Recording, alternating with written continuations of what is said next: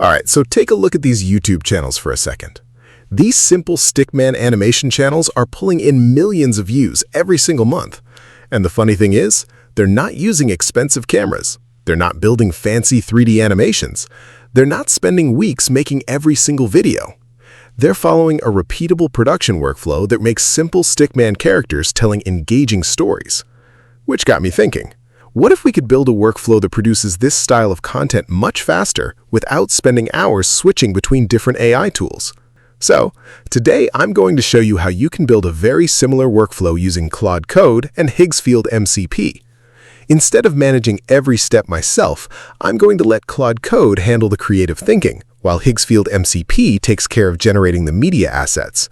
And by the end of this video, we'll have created our own animated stickman video, from a single idea all the way to a finished project that's ready to publish. And the best part? I'll walk you through the entire workflow step by step so you can recreate it for your own projects. All right, let's build this. All right, before Claude can actually generate any media for us, we need to give it access to the right creative tools. By default, Claude is incredibly good at reasoning, planning, writing, and problem solving, but it can't generate images or videos on its own. That's exactly where Higgsfield MCP comes in. Setting it up only takes a few seconds. Inside Claude Code, open Settings. Then go to Connectors. Click the plus icon to add a new MCP server. Now paste the official Higgsfield MCP endpoint. Click Add. And that's literally it. Now Claude can use Higgsfield's media generation capabilities directly while working through our project. Honestly, this is probably my favorite part of the whole setup, because after this, Claude stops feeling like just a chatbot and starts feeling more like an actual production assistant. Now that everything's connected, let's give Claude its first assignment. All right, now comes the fun part. Everything we've done so far was just the setup. Now we need to tell Claude exactly what kind of production assistant we want it to become. And obviously, I'm not going to manually tell Claude every tiny step. Instead, I created one production director prompt that basically turns Claude into an AI animation studio.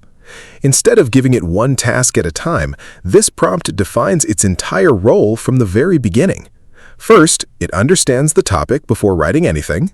Then it writes a complete voiceover script, breaks that script into individual scenes, creates a storyboard for every scene, keeps one consistent stickman character throughout the entire animation, uses Higgsfield MCP to generate the required media assets whenever they're needed, and finally creates an editing timeline so everything is already organized before I even open my video editor. And don't worry, I'm not expecting anyone to pause the video and copy all of this. I've put the exact production director prompt in the description below, so you can download it, customize it, and use it for your own projects. By the way, I've tested different versions of this workflow over the last few days, but this is the first time I'm running this exact production director prompt from start to finish on camera. So let's see how it does. All right. Let's hand over the project and see how Claude approaches it. Our topic is why procrastination destroys your life. Also, before we run the workflow, there's one quick thing I want to do. I'm going to switch over to Fable 5. The reason is pretty simple. This isn't just a one-shot prompt. We're asking Claude to reason through an entire production pipeline. Instead of treating every task separately, Claude Fable 5 keeps the whole project connected and makes decisions with the complete production in mind. All right, let's see what it comes up with.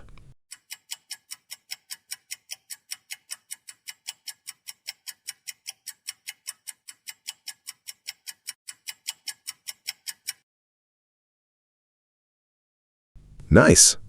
I like that it's not jumping straight into writing the script. It's taking a moment to understand the objective first. So before creating anything, it's identifying the target audience, the core message, the emotional direction, and most importantly, what the viewer should take away by the end of the video. Honestly, this is something a lot of people skip. They jump straight into generating content, but spending a little time planning first usually leads to a much stronger final result. All right, now it's moving on to the actual voiceover script. Let's have a look. That's a pretty solid opening. I like that it's keeping the sentences short. That's exactly what you'd want for this style of animation. Each sentence is clear, easy to follow, and every line naturally leads into the next one. I also like that it isn't trying to overcomplicate the language. Simple storytelling usually performs much better for short animated videos like this. All right, 43 seconds. That's almost exactly what we were aiming for. Now that the script is locked in, the next step is turning every sentence into visual scenes. And this is where the workflow starts getting really interesting. A lot of people think animation starts with drawing characters, but it doesn't. It starts with deciding exactly what the audience should see while each line of the script is being spoken. Let's see how Claude handles that. Nice! Instead of treating the whole script as one big animation, it's splitting everything into individual visual moments. That's actually something I like.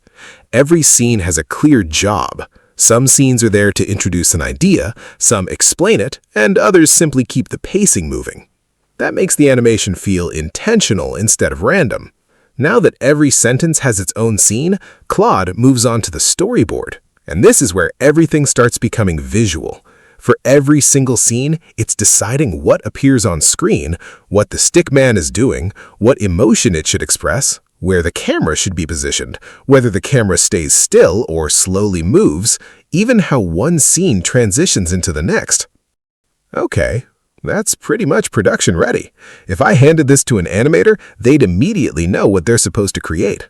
At this point, we're not guessing anymore. We know exactly what needs to be created, scene by scene, shot by shot, which means we're finally ready to start generating the actual media. Let's see if everything we've planned actually turns into usable visuals. Nice! That came out really clean. It's simple, easy to understand, exactly the kind of visuals you'd want for this type of educational animation. Let's keep going. Okay. Now we're getting the second scene. Perfect! Same character, same illustration style, same visual language. That's really important. Let's quickly compare a few of these. Same proportions, same expressions, same overall style. That's exactly what we were hoping for. All right, the images look good. Now let's see how they translate into actual animations. This is probably the part I was most curious about. Oh! That's actually smoother than I expected. The movement feels subtle, nothing is overly dramatic, which is exactly what works for this animation style. Let's check another one. Nice! Different scene, same visual consistency. That's a good sign. Alright, so at this point, we're no longer looking at isolated AI generations, we're building an actual production library. Every scene now has visuals, every scene has animation, and everything follows the same creative direction we planned at the very beginning. All right, we've got the script, the storyboard, the images, the animated clips. Everything we need is finally ready and nicely organized. Now all that's left is putting everything together. Let's jump into the editor and see how quickly this turns into a finished video. I'm using CapCut here, but honestly, you can use whatever editor you're comfortable with. I'll just import the generated files, drop them into the timeline, start with the first scene, followed by the second. And because every scene was already planned, I'm not sitting here trying to figure out what should come next. The sequence has already been decided. Next, I'll bring in the voiceover. Now I'm simply lining each scene up with its corresponding sentence. You can see how each animation naturally follows the narration. Okay. That already feels pretty good. Let's make it a little more polished. I'll add a few simple transitions. And honestly, this editing stage is much faster than usual. Not because CapCut is doing anything different, but because all the thinking, the planning, the story structure, and the creative decisions were already finished before we even opened the editor. So at this point, all that's left is exporting the final video. All right, moment of truth. Let's export it and see how the final animation turned out. This is you, and this is the task you keep avoiding. Every time you whisper later, a door quietly closes. Procrastination doesn't feel dangerous. It feels like comfort. But while you rest, time keeps running. And the task? It doesn't wait. It grows. What took 1 hour now takes your whole week. Now you're not working, you're panicking, and the pressure just keeps piling up. Meanwhile, someone no smarter than you simply started. 1 year later, they're standing on a mountain you never climbed. Not talent, not luck, just one habit: starting. So here's the fix. Shrink the task. Just 5 minutes. Starting kills the fear. Momentum does the rest. Your future is built today, so start now. Not tomorrow, now. Honestly, for something that started with a single idea, I'm pretty happy with how this turned out. What's interesting isn't just the final animation, it's the process that got us here. We didn't jump between 5 different tools, we didn't have to manually plan every scene. Everything followed one structured workflow from beginning to end. We started with a single idea, Claude planned the project, built the script, created the storyboard, and when it was time to generate media, Higgsfield handled those tasks through MCP. By the time we opened the editor, most of the creative decisions had already been made. Now, of course, this isn't going to replace creativity. You'll still want to review the script, adjust scenes, fine-tune the edit, and make the final video your own. But as a production workflow, I think it removes a lot of the repetitive work that normally slows creators down. And again, if you'd like to try this exact workflow yourself, I've linked the production director prompt in the description below, so you don't have to build it from scratch. You'll also find the official Higgsfield link there if you want to explore the workflow yourself and connect it with Claude. If you found this walkthrough helpful, give the video a like, subscribe if you enjoy practical AI workflows like this, and I'll see you in the next one.